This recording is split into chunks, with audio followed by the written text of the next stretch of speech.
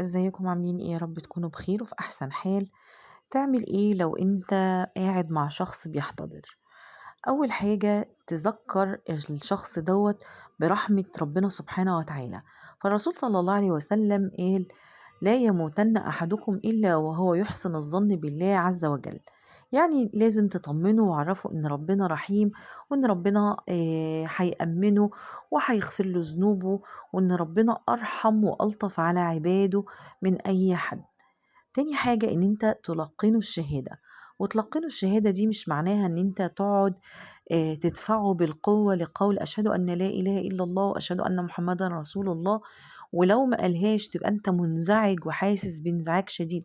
ولكن المقصود هنا أن أنت تكرر الشهادة، فهو بيكون سمعك ويستطيع أن هو يرددها بقلبه وبلسانه لما أنت بتكون بتكررها بهدوء وبسكينة وبطمأنينة، لا تنهر الشخص بقوة بأن أنت قول كذا قول كذا، لكن قولها انت بهدوء وهو اكيد هيرددها.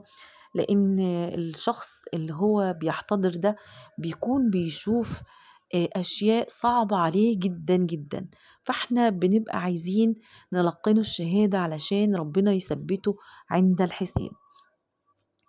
الحاجة اللي بعد كده كمان ان انت تقرأ بجواره سورة ياسين. اقرأوها على موتاكم، يعني نقرأها على الشخص اللي بيحتضر، لكن بعد ما بيتوفى الشخص نستطيع ان احنا نقرأ له اي جزء من القرآن، نقرأ له اي سورة الفاتحة، نقرأ له سورة ياسين. لكن قراءة سورة ياسين على الشخص المحتضر ديت العلماء قالوا وهو بيحتضر بتكون رحمة ليه قراءة سورة ياسين. بعد كده ان احنا بنكفن الميت في اسواب بيضاء وبنعطره، زي ما سيدنا بلال لما جه يموت قال لزوجته: غدا نلقى الأحبة محمد وصاحبه فالأموات بيتزاورون. ودوت معناه ان احنا لازم نحسن الكفن ونعطره.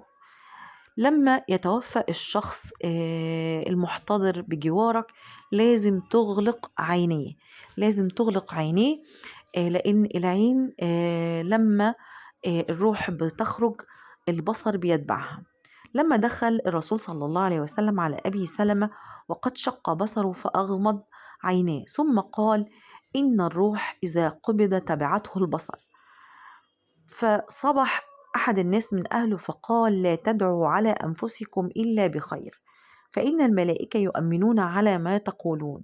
ثم قال: اللهم أغفر لأبي سلمة وارفع درجته في المهديين وأخلفه في داره في الغابرين، واغفر لنا وله يا رب العالمين، وأفسح له في قبره ونور له فيه.